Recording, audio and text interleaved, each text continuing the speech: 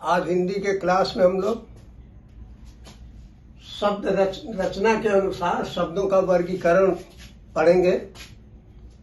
इसके पहले के क्लास में, पहले के वीडियो में वर्णों के उच्चारण स्थान, घोष, अघोष, अल्प प्राण, महाप्राण इत्यादि का अध्ययन कर चुके हैं और शब्द को भी पढ़ चुके हैं कि शब्द वर्णों के मेल से जो बनते हैं उनको शब्द कहते हैं।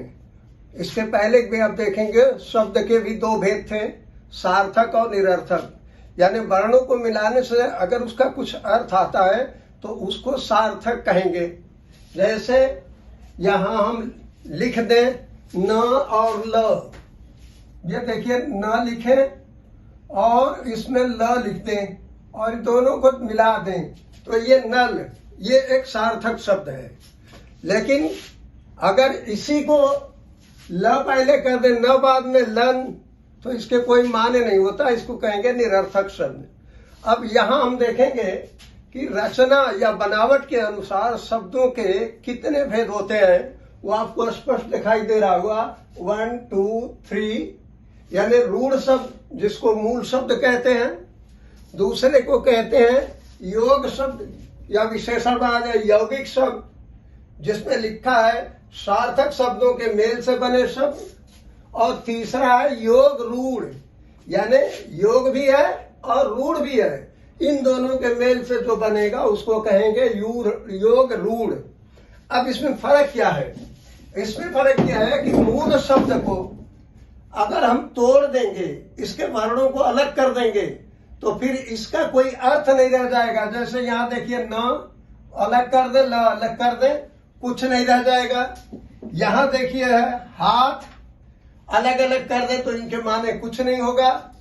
इसी तरह से ये देखिए नमक, अगर इनको अलग अलग कर दे, दो कर दे, इधर एक उधर कर दे, इधर कर दे उधर कर दे, इसके माने भी कुछ सार्थक नहीं होगा दोनों मिला करके।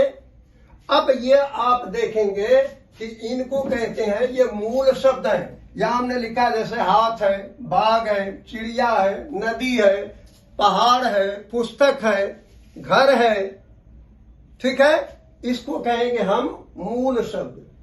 और ये यौगिक का मतलब सार्थक शब्दों के मेल से बने शब्द, यानी सार्थक शब्द हो, उनमें दो शब्द मिला दिए जाएं तो दोनों का एक अलग अर्थ हो जाएगा और उसमें अलग भाव आएगा और वो शब्द भी सार्थक होगा।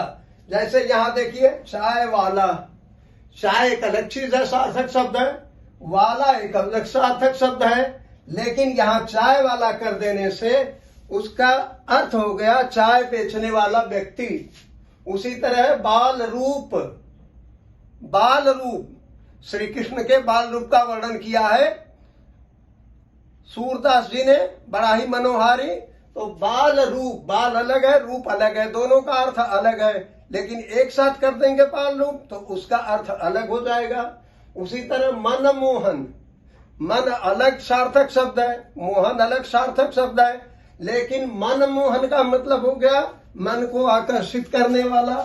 उसी तरह से धर्म कर्म, धर्म कर्म, धर्म अलग चीज है, कर्म अलग चीज है। धर्म कर्म का मतलब है ऐसा व्यक्ति जो धर्म में और कर्म में विश्वास रखता है, जो आस्तिक प्रकृति का है। तीसरा जो वर्गीकरण है उसको योग रूढ़ कहते हैं, यानी योग तो है लेकिन इसमें रूढ़ है लेकिन योग के साथ है, यानी यौगिक तो शब्द है, इस तरह से है वो शब्द, लेकिन अर्थ भिन्नता, उसका अर्थ जो होगा वो अर्थ नहीं लिया जाएगा बल्कि उस